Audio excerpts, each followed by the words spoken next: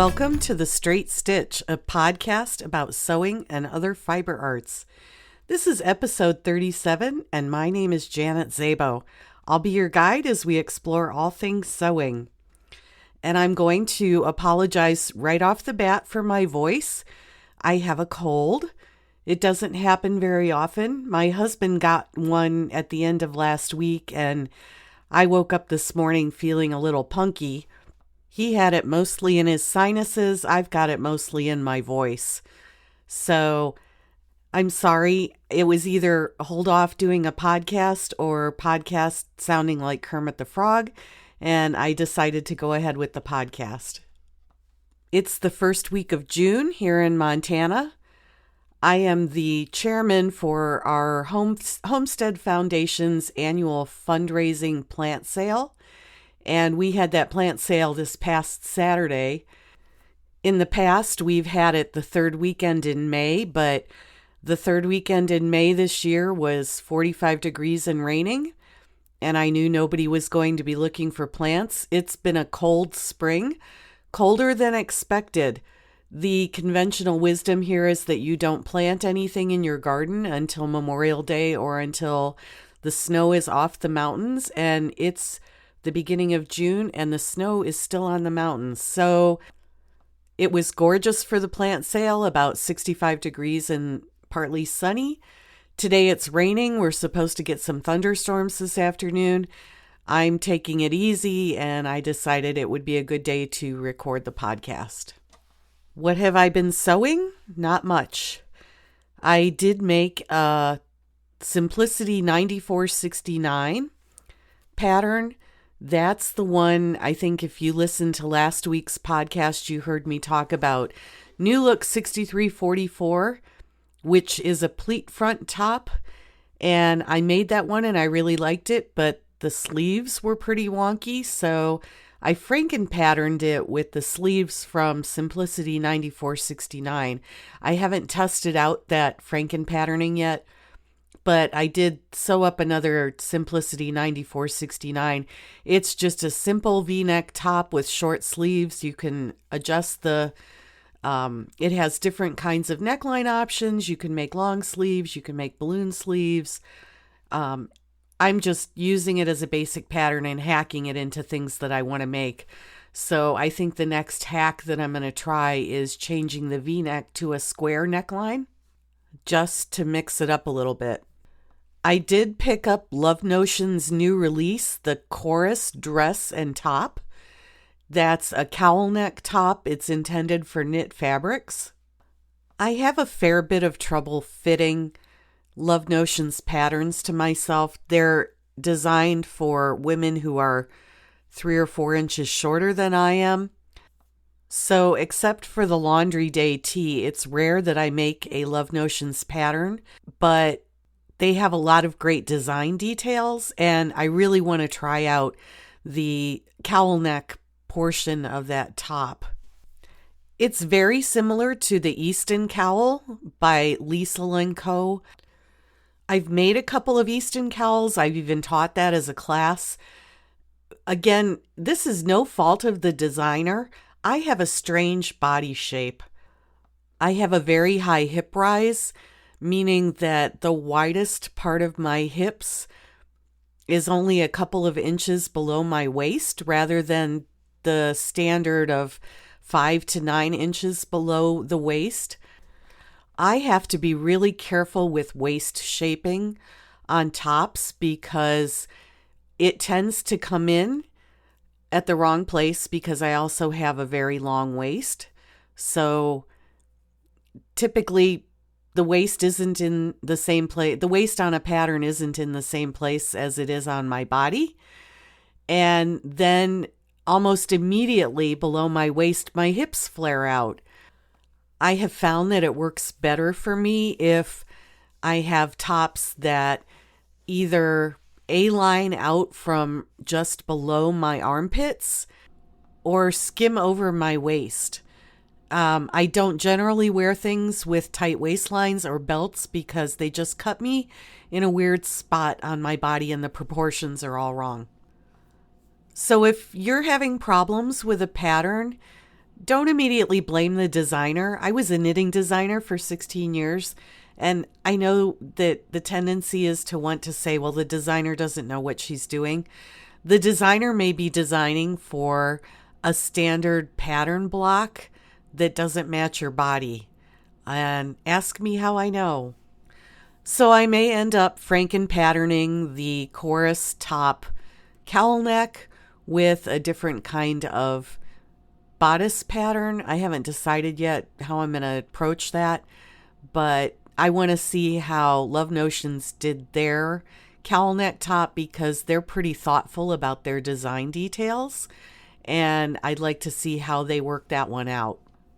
Etsy is in the news at the moment. You may have seen that CNBC did a piece on them, and the Sewing Report Live did a piece on them, and also there is a piece written by Grace Dobush in the latest newsletter from Craft Industry Insider. And if you don't subscribe to that, I would suggest that you do. I belong as a corporate member, but there are other memberships available, I believe, and you can also sign up for a free weekly newsletter.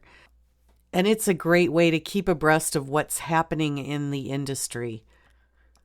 I'll get the housekeeping out of the way for the podcast. The podcast show notes can be found at the website, which is www.thestraightstitchpodcast.com. The podcast can be found on lots of different podcatchers, including Apple Podcasts and Spotify. And I'd love it if you went and left a review or a rating at either of those places. It does help other people find us, and those are the two largest outlets for the podcast. My personal website is www.janetzabo.com. There are links there to my Big Sky Knitting Designs website and also to my blog where I write about life in Montana. You can email me at janet@janetzabo.com, and you can also use the fan mail feature. If you check the podcast when you download it, there may be a link at the beginning of the description, and it's called fan mail, and it goes directly to Buzzsprout, which is my podcast host. So that's another way to offer feedback or suggestions, and those are always welcome. So now we'll tackle this week's podcast topic, which is bad sewing habits that you might want to kick to the curb. And this was inspired by a video I watched last week of a maker on YouTube who was sewing a dress, and I do believe it was a dress that she had designed. It's a lovely design, but I was just mildly horrified watching her sew because she sewed right over the pins in her garment. And for me, that's a big, gigantic no-no. And when I saw that, I thought, that needs to be a podcast episode. I need to talk about all of the sewing bad habits that I don't like to see. And if you're a content creator, you might want to think about some of these. Because especially if you have a large following, recognize that people are learning from you, and it behooves you not to pass along bad sewing habits. So if you recognize yourself in any of these, you might want to think about how you can improve your sewing habits or get rid of these altogether. I am not the sewing police. I am not going to name and shame people for sewing over pins or doing something else that I disagree with. I just want you to think about, again, if you're a content creator, what is the content that you're creating and how can you make it to be the best possible content out there? These are in no particular order. They're just, I kind of brainstormed on a piece of paper the sewing habits that I don't like to see, and you're going to get my little sermon here right now. So here we go. The first bad sewing habit that I don't like to see is, as I mentioned, sewing over pins. And you might say to yourself, well, what's the big deal about sewing over pins? Well, you maybe have been sewing over pins for years and years and years and never hit one, but if you hit a pin With your sewing machine needle, it is possible to throw your sewing machine out of time. And what does that mean? Well, a sewing machine is designed so that the needle carries the upper thread down into the bobbin area. There is a little cutout in the needle called the scarf, and the hook of the bobbin race, which holds the bobbin in your machine, the hook of the bobbin race passes through that little opening through the scarf in the needle. And that's what allows the bobbin thread and the top thread to lock together to form a lock stitch. If you throw your machine out of time, what happens is that scarf is not coming down at a point where the hook can go through it. And your sewing machine may sew badly. It may not sew at all. It may make skipped stitches. It may give you, if it's an electronic machine, it may give you an error message. And retiming a sewing machine is not for the faint of heart. I've done it on old mechanical sewing machines. I wouldn't try it on a computerized sewing machine. So that means that your sewing machine's probably going to have to take a trip to the repair center, and it'll be out of commission for who knows how long. So get into the habit of removing the pins before you come to them so that you don't accidentally hit one. While we're on the subject of pins, I'm also going to talk about the fact that pins and sergers don't really mix. I had 2 students in a class a few weeks ago, and each of them insisted on pinning their garments before they ran them through the serger, and guess what? Both students hit the pins. With a serger, the largest problem with pins is that you're going to nick the knife, in which case the knife probably will have to be replaced because it won't be cutting cleanly. So I always suggest to my students that they clip their pieces together. You can get the small clips, the really tiny ones, which are great for clothing. They aren't heavy. They don't flop around. I don't even keep a pin cushion near my serger because I don't want the temptation. And the last bad habit that I want to talk about that has to do with pins is don't put them in your mouth. This can be dangerous. I have heard stories of people inhaling pins, and oh my gosh, I can't even imagine. So if you have to work somewhere where you need to have pins real close, get a wrist pin cushion. That way you'll have them close at hand, but you won't be tempted to keep them in your mouth. Let's talk about fabric. What are some of the bad habits associated with fabric? The first one is not pre-washing your fabric or pre-treating it the way that you would treat it after you make the garment. If you're going to wash and dry in the machine, then wash and dry your fabric. If you're going to dry clean, then dry clean your fabric. There are some fabrics that need to be dry cleaned, so have them dry cleaned before you start working with them. Even if a fabric doesn't shrink per se, a good pre-wash or pre-treating is going to ensure that there aren't any surprises afterward. And you might be surprised at the way some fabrics behave when they hit the washer and dryer. I'm old enough to have had a rayon blouse in the 1980s when I was in college, and it was a blouse I loved very much. It had little paisleys all over it, and it was kind of a robin's egg blue color. And I wore it quite a bit before I dared to wash it.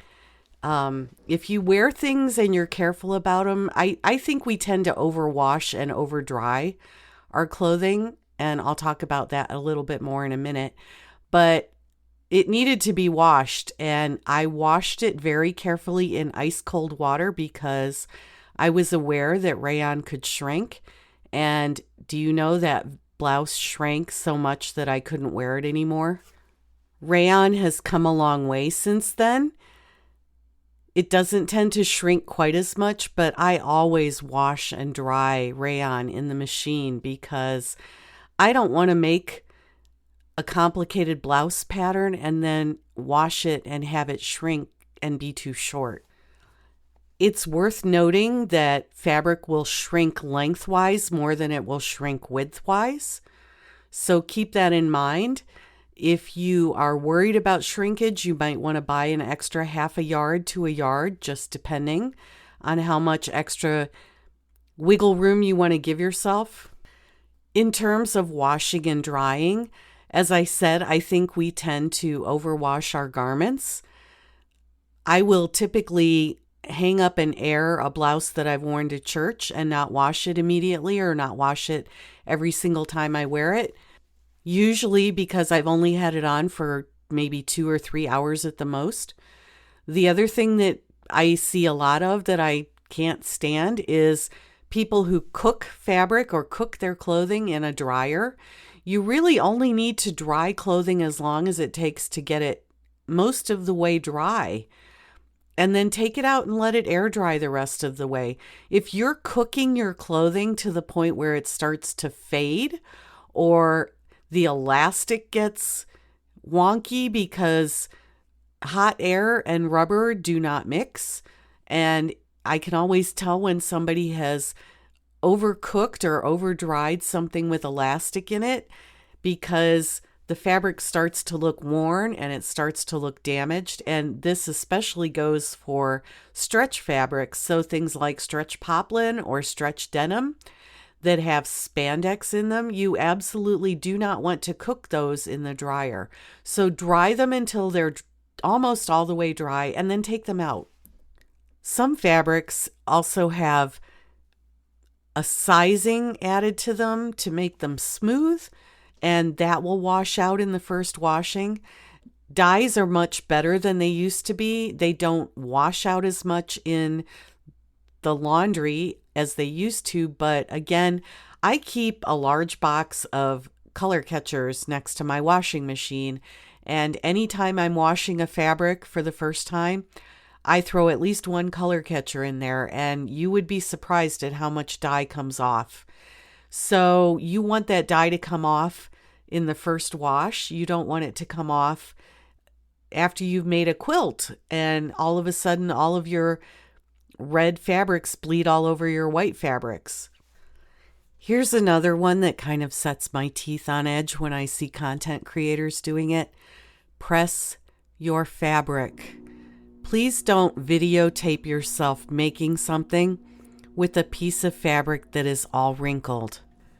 I get that you're excited and you want to show, you want to demonstrate how to make the thing that you're making, but there are good reasons to press your fabric.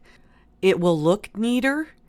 It will allow your viewers to see exactly what you're doing and not be distracted by the wrinkles in the fabric.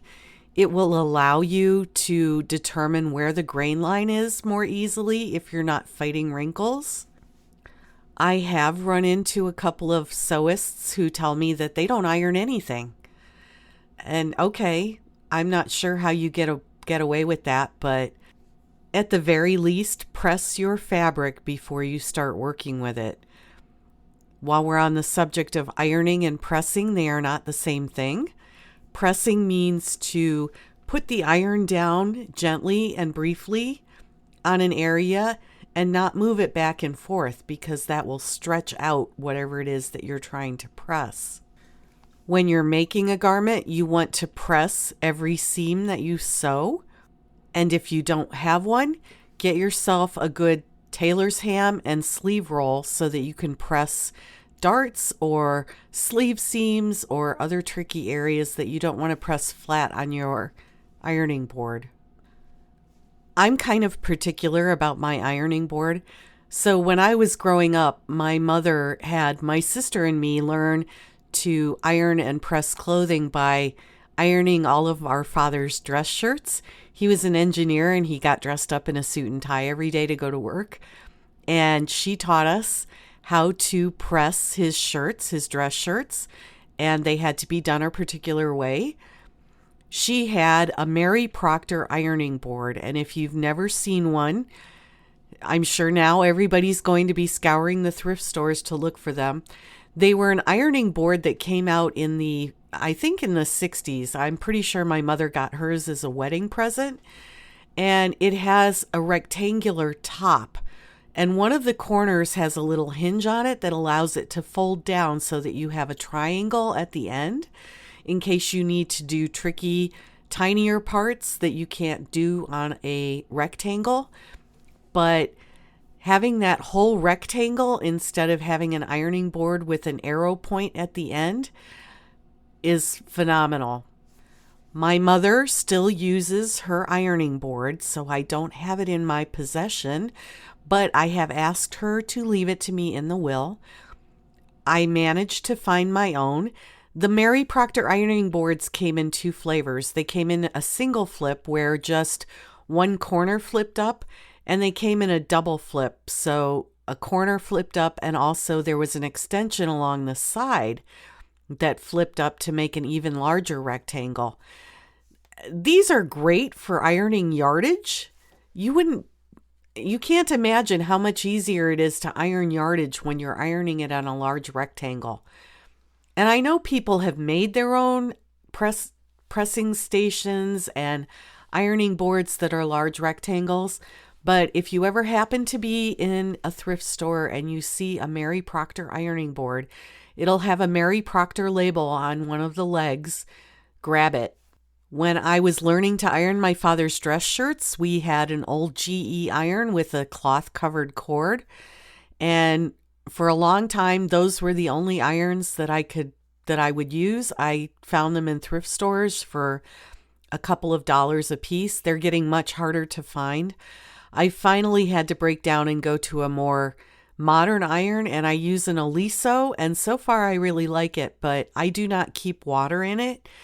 When I want to steam press something, I keep a squirt bottle of water next to the ironing board, and I squirt water onto the piece that I'm ironing or pressing, and I use a hot iron, but no steam. The last thing I would say about fabric is learn how to tell where the grain line is, because cutting something on the straight of grain or on the grain line is critically important to having it hang straight on your body. Let's talk about patterns. I think that there are some best or better practices that you can use when you're working with sewing patterns. The first one is don't assume that your current dress size is the same as the size on the pattern. So if you wear a size 10 dress, that doesn't mean that you'll be making a size 10 in the pattern. It is far better to take accurate measurements.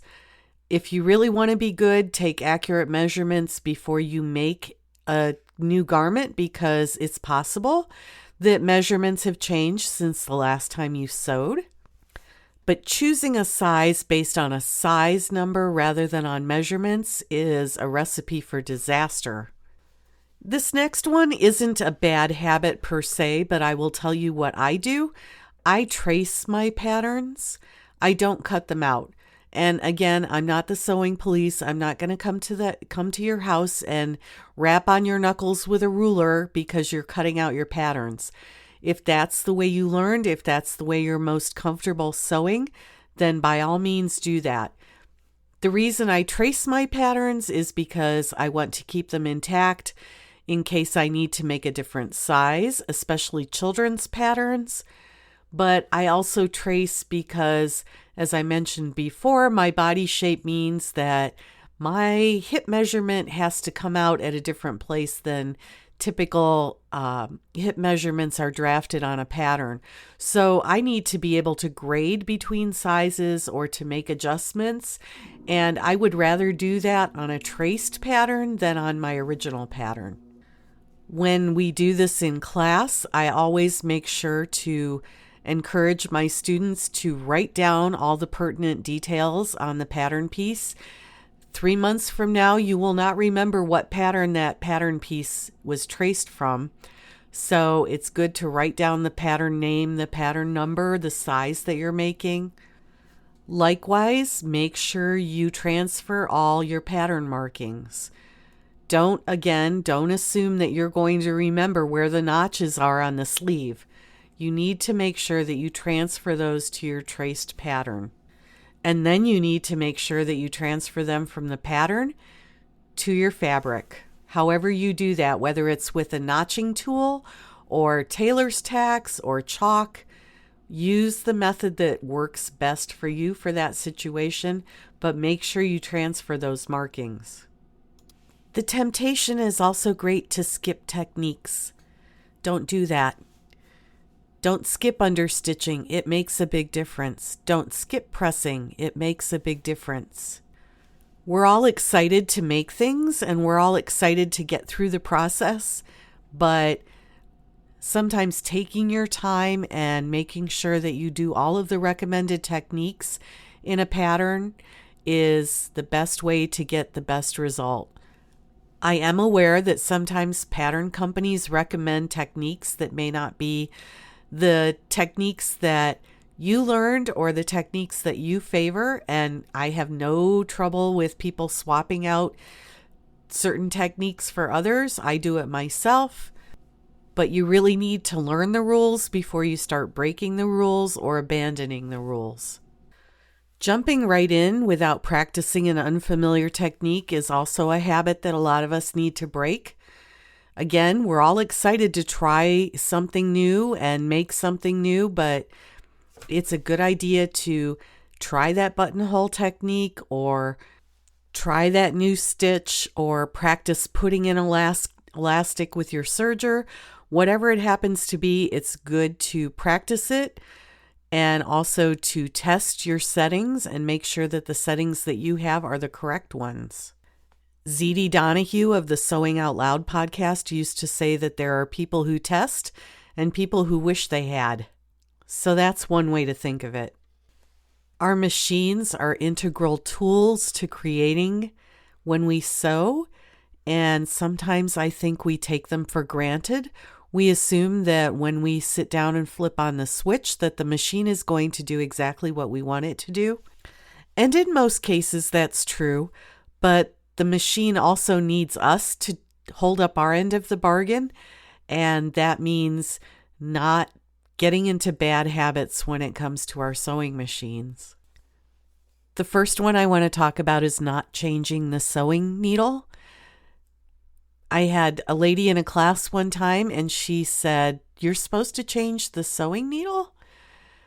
So yeah, there are people out there who don't realize that needles are not a one-time accessory.